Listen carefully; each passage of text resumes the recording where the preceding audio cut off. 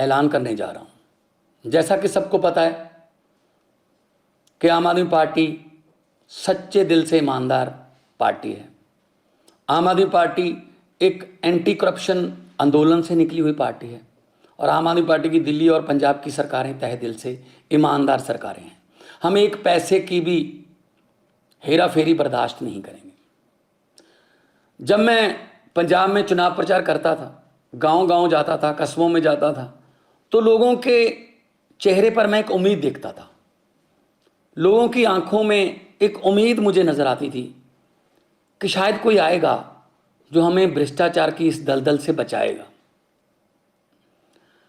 जब मेरा नाम मुख्यमंत्री के लिए अनाउंस किया गया, तब भी मुझे अरविंद केजरीवाल जी ने कहा था कि भगवंत जो मर्जी हो जाए, हमने भ्रष्टाचार बर्दाश्त नहीं करना। मैंने उनको वचन दिया था कि एक पैसे के भी हेरा फेरी बर्दाश्त नहीं करेंगे, चाहे वो अपने हों हेरा फेरी करने वाले, चाहे बेगाने हों।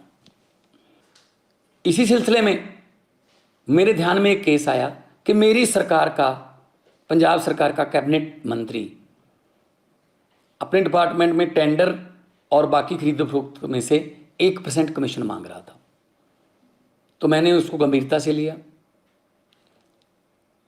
ये मामला सिर्फ मेरे पास ही है, मीडिया के पास इसकी कोई जानकारी नहीं है, विरोधियों के पास इसकी कोई जानकारी नहीं है। मैं चाहता तो इसको दबा सकता था।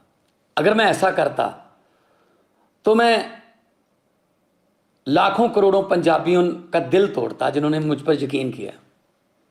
तो मैं अपनी पार्टी की जो विचारधारा है उसके भी खिलाफ होता और मैं एक्शन लेने जा रहा हूं।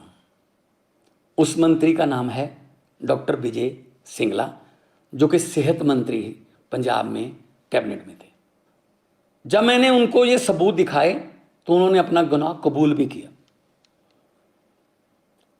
तो हम चाहे अपने हों चाहे बेगाने हों, जीरो टॉलरेंस है हमारी रिश्वतखोरी के खिलाफ।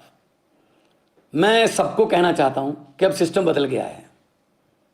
चाहे आप अफसर हो, चाहे पंजाब में किसी राजनीतिक पद पर हो, चाहे विपक्ष में हो, चाहे सरकार में हो, अब सिस्टम बदल गया है। अब 1 रुपए की भी हेरा फेरी नहीं चलेगी।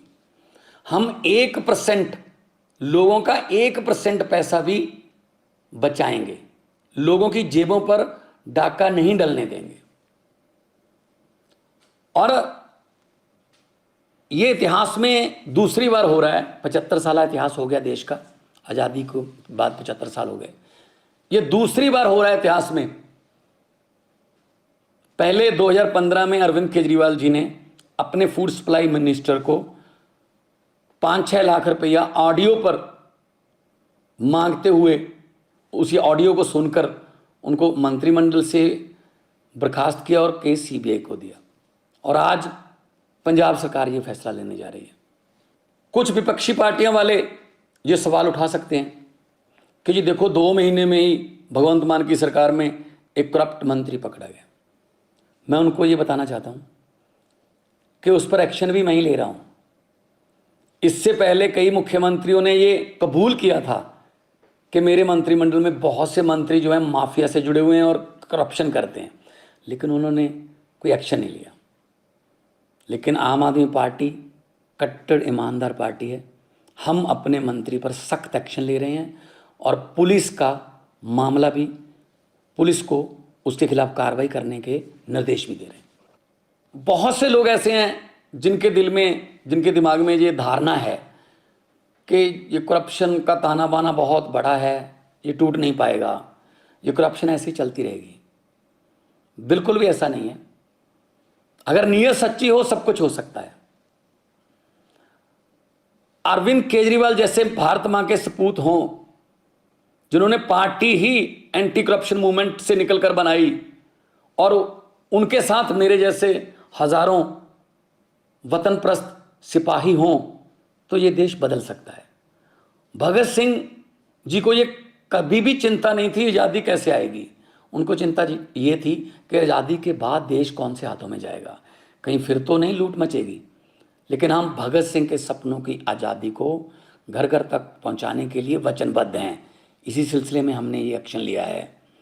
मैं फिर दोबारा कहना चाहता हूं भ्रष्टाचारियों को, जो देश को लूट रहे हैं, जो गरीबों का हक मार रहे हैं, कि जितने मर्जी इकट्ठे कर लो पैसे, हीरे, मोती, मगर ख्याल इतना रहे कफन पे जेब नहीं होती, सब कुछ यहीं रह जाएगा। तो करप्शन फ्री कंट्री बनाना अरविंद केजरीवाल जी का सपना है और देश को आगे बढ़ाना उनके सभी हजारों लाखों की गिनती में सिपाहियों का सपना है। इनकलाब जिंदाबाद।